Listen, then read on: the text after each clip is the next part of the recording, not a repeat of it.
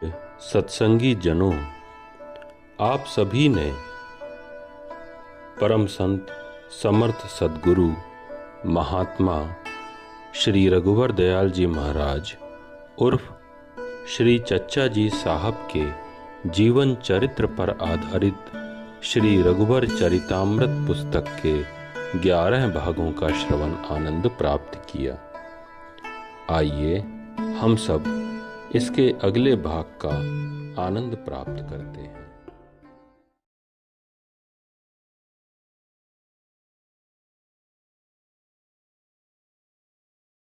का निराला ढंग।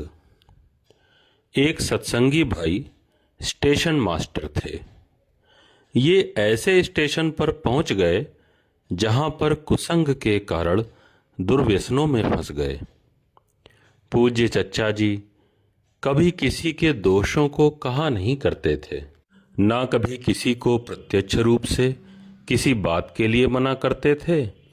कभी कभी सत्संग में बैठकर साधारण रूप में बातों बातों में कुछ कह दिया करते थे, जिससे वह व्यक्ति समझ जाता जिसकी बात होती और वह बुराई छोड़ देता।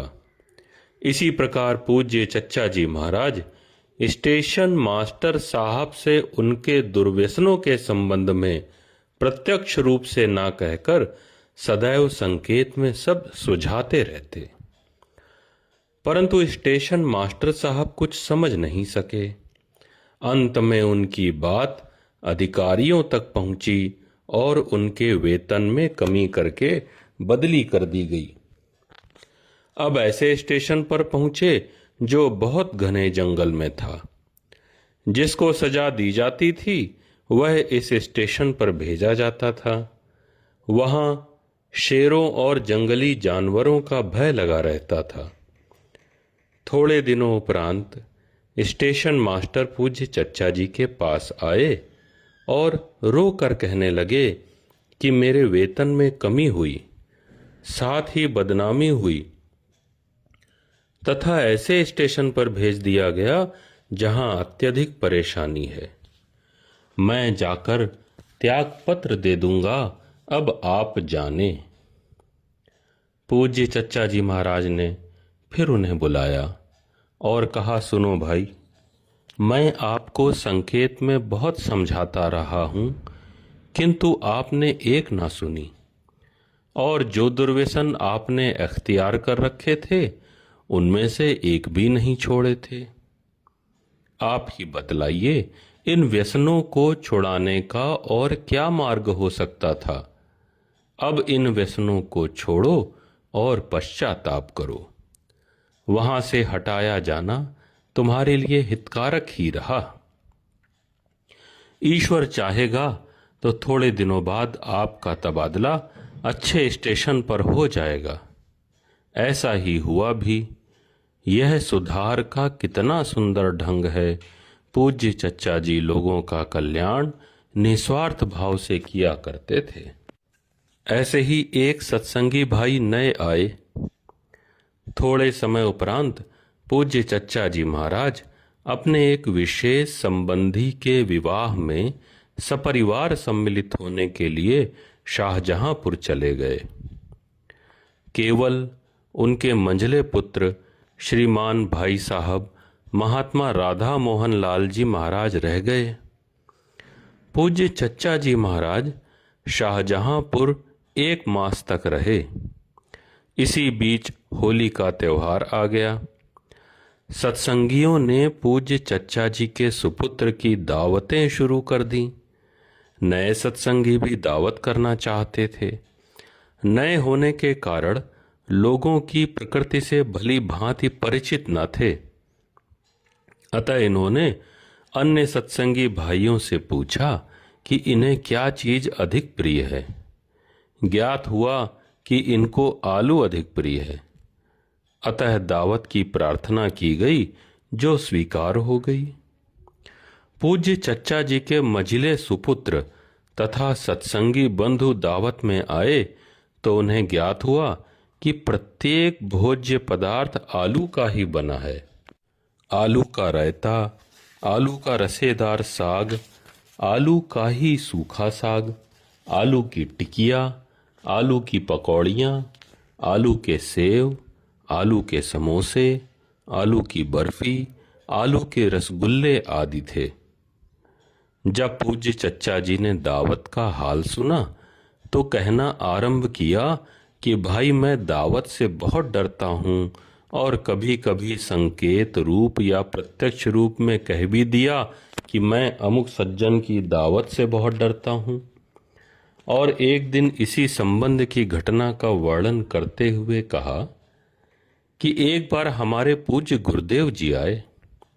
श्री लाला जी तो उनके पास बैठे रहे, पर मैंने दौड़ धूप कर उनकी दावत के लिए विभिन्न प्रकार के भोज्य पदार्थ प्रस्तुत कर दिए। उस समय तो उन्होंने भोजन किया। प्रातः उठकर कहने लगे, अब मैं जाऊंगा। यद्यपि जिस समय वे पधारे थे तो ज्ञात हुआ था कि 2-4 दिन ठहरेंगे। श्री लाला जी ने उन्हें रोका नहीं। मैं थोड़ी दूर उन्हें पहुंचाने गया। लौटते समय मैंने उनसे पूछा कि अब आप कब पधारेंगे। उत्तर मिला, जब तक मुझे तुम्हारी दावत का स्मरण रहेगा तब तक तो नहीं आऊंगा। पूज्य चच्चा जी ने बताया कि उनके पूज्य गुरुदेव बहुत साधारण भोजन किया करते थे। श्री पूज्य चच्चा जी ने समझाया कि जब कोई संत घर आवे तो उनके भोजन में विभिन्न पदार्थ नहीं होने चाहिए। जो स्वयं नित्य प्रति खाते हों वही उन्हें भी खिलाना चाहिए। ऐसी बातें सुनकर वे सत्संगी जी बेचारे बहुत पछताया करते और लज्जित होते थे। एक बार पूज्य चच्चा जी दिन को उनके घर उनके पुत्र को देखने गए। ये बेचारे डरे हुए तो थे ही। अपनी पत्नी से कहा कि 10 बजे पूज्य चच्चा जी आवेंगे। खाने का समय तो हो ही जावेगा, तुम अरहर की दाल और आलू का साग तैयार रखना, यदि चाहेंगे तो भोजन कर लेंगे। अतः जब पूज्य चच्चा जी उनके घर से चलने लगे तो उन्होंने बड़े दीन भाव से कहा कि भोजन तैयार है, यदि चाहें तो कर लीजिए। पूज्य चच्चा जी ने सामान्य रूप से कहा, वहीं कर लेंगे। सत्संगी जी डरे हुए तो थे ही, उन्होंने तुरंत कह दिया, बहुत अच्छा। इसके बाद पूज्य चच्चा जी ने कई बार चलते चलते पूछा कि यदि आप दुखित हों तो मैं भोजन यहीं कर लूं। किंतु सत्संगी जी ने कहा, कोई बात नहीं, वहीं खाइएगा।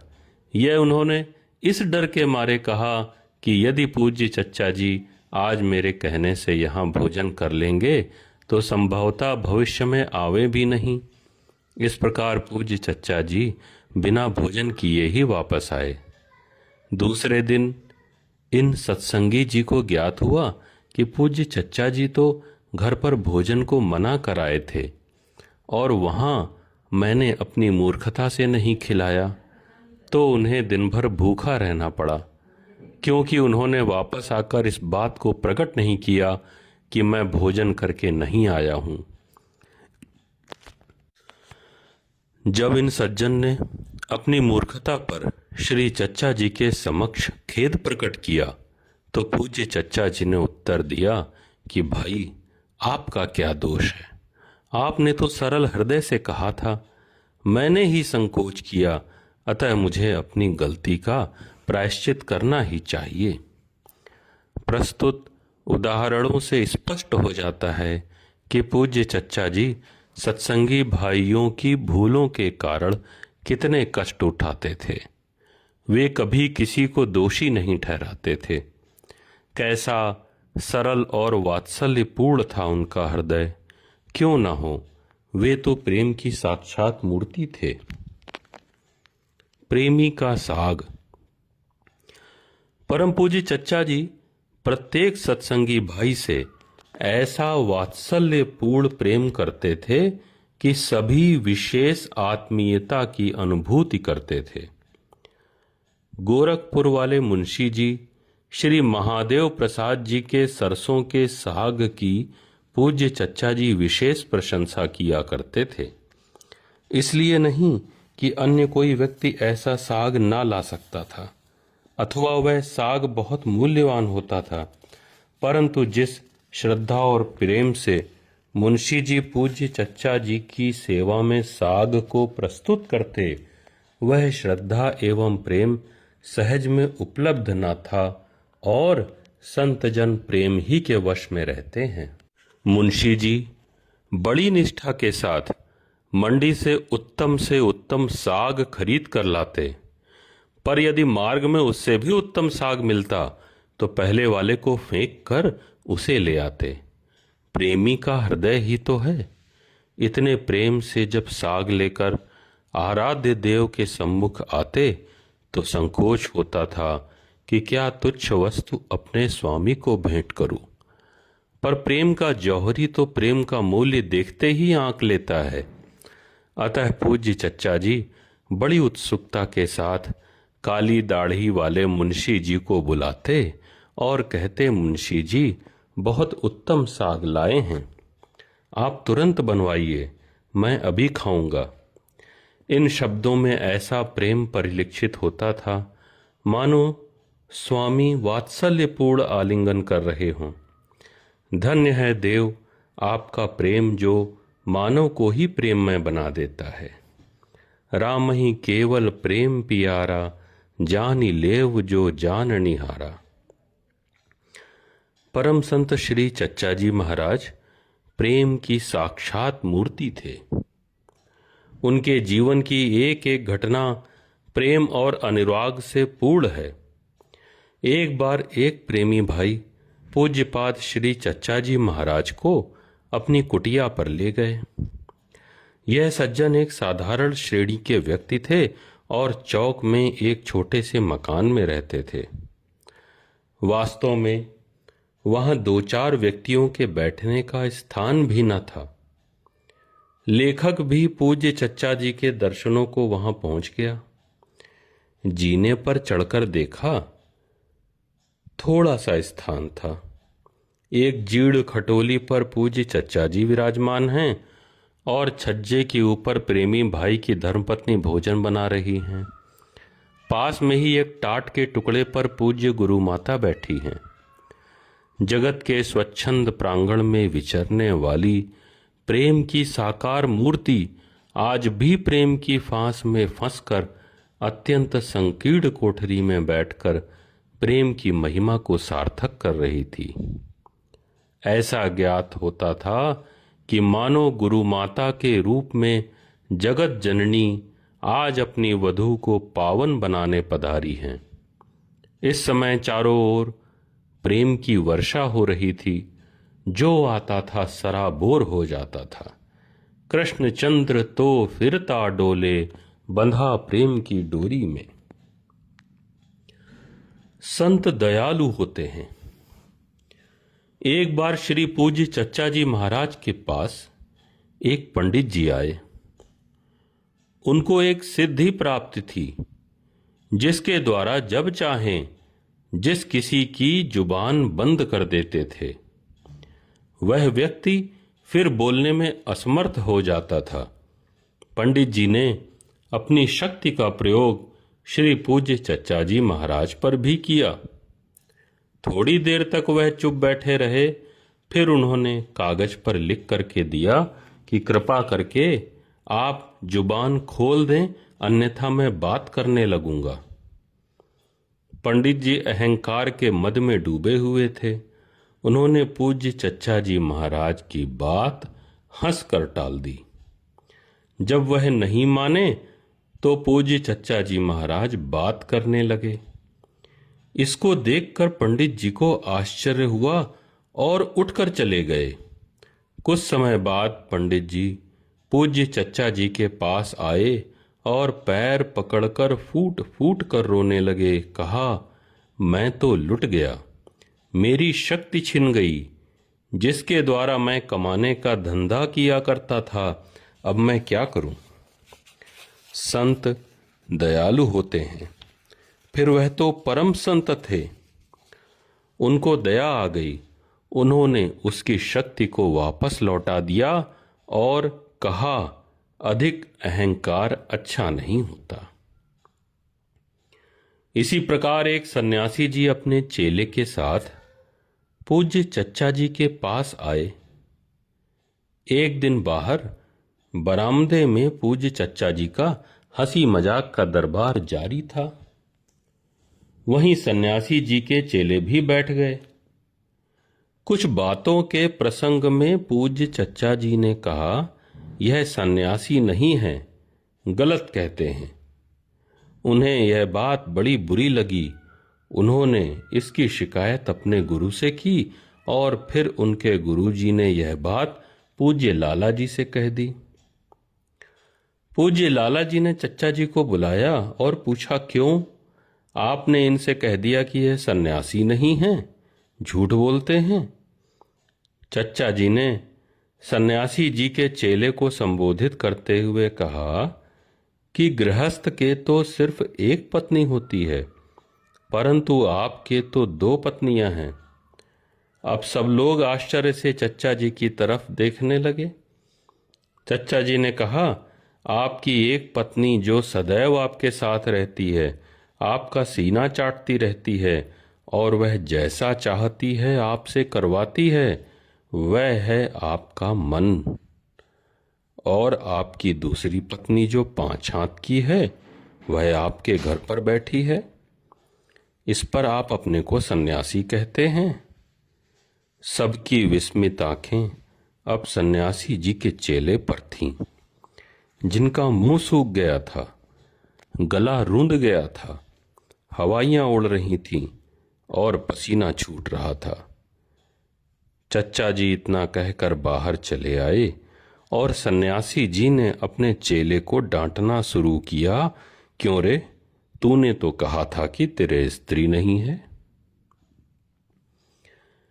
ऐसे ही एक बार श्री पूज्य चच्चा जी महाराज के परम भक्त बाबू सूरज प्रसाद जी का उरई से तार आया कि उनका लड़का सख्त बीमार है।